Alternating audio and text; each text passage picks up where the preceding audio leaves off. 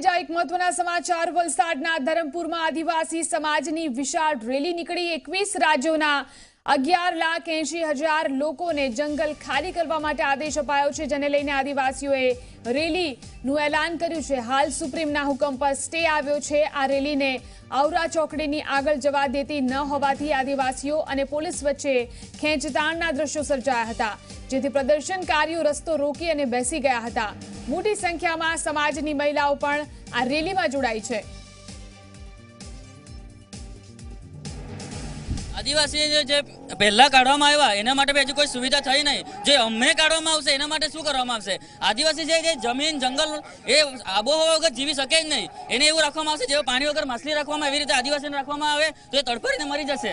ए ज केवुं छे आदिवासी युवाने के हजू सुधी जे करवामां आव्युं ए खोटुं ज थशे अने जे करशे ए बी खोटुं थशे ज अमारा माटे।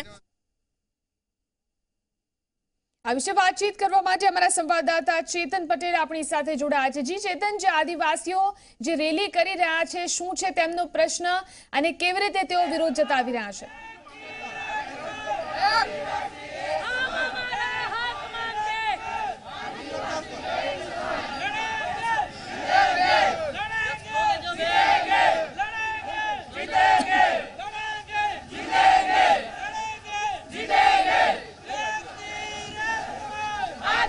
जी ચોક્કસથી સુપ્રીમ કોર્ટે જે આદેશ આપ્યો છે ત્યારબાદ સમગ્ર દેશના જે આદિવાસી સમાજના જે લોકો છે તેમાં રોષનું વાતાવરણ જોવા મળી રહ્યું છે।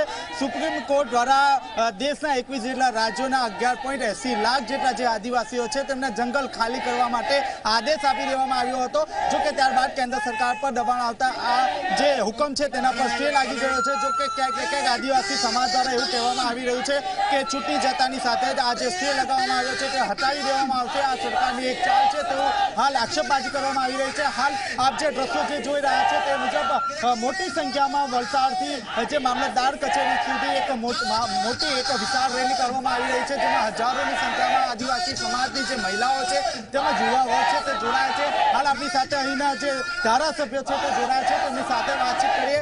જે કઈ વાતને લઈને વિરોધ છે, હાલ જે રેલી ક્યાં જઈ રહી છે? આજે અમને અમારા સવારથી જે રેલી હતી તેને પરવાનગી નહીં આપી હતી અને સવારથી અમારા આદિવાસી કાર્યકર્તાઓને 5 વાગ્યાથી પકડી લીધા હતા। અમે આજે અમારા તાલુકા મેજિસ્ટ્રેટને મળવા જઈ રહ્યા છે કે ખરેખર એમની ભૂલ શું છે, એમને શું કરવા પકડવામાં આવ્યા અને ક્યારે છોડવાના છે। મોટી સંખ્યામાં આદિવાસી સમાજના લોકો જોડાયા છે, શું કહેશો? આજે આદિવાસી સમાજ જાગૃત થઈ ગયો છે અને આદિવાસી સમાજ પર જે અત્યાચારો થાય છે, જે એમની સાથે ગેરબંધારણીય કૃત્યો થાય છે, એના માટે સંગઠન થઈને સરકાર પાસે જવાબ માંગવા આવી છે। જે સુપ્રીમ કોર્ટ છે જે આદેશ આપ્યો હતો તેના પર સ્ટે આપી દેવામાં આવ્યો છે।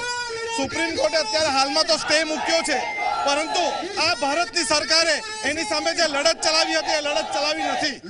હજી આપણી સાથે મહિલાઓ પણ જોડાય છે, તેમની સાથે વાતચીત કરવાનો પ્રયાસ કરીએ। જે કઈ વાતને લઈને વિરોધ છે? કઈ વાતને લઈને વિરોધ છે? અમારી માંગ તો પૂરી થતી નથી, અમારા હક નાબૂદ કરવા માંગે છે। અમારા 5 ભાઈઓને જે મૂકી દીધા છે એને શા માટે મૂક્યા છે એની અમારી લડત છે। जी आपकी साथ अन्य पर महिला है जी, कई बातें लेने विरोध है। हमारा जो हक है वो हमको चाहिए, जो बंधारण में लिखा है वो हम चाहिए। हमें किसी से कोई झगड़ा नहीं है, हमारा हक मांगते हैं। આપણે જે રીતે જોઈએ તે રીતે આજે મોટી સંખ્યામાં જે આદિવાસી સમાજના જે લોકો છે તે અહીં જોડાયા છે। રેલી સ્વરૂપે મામલતદાર કચેરીએ સુધી પહોંચે અને ત્યાં મામલતદારને આ અંગે આવેદનપત્ર આપી રજૂઆત કરશે। જી આભાર ચેતન સમગ્ર જાણકારી આપવા માટે।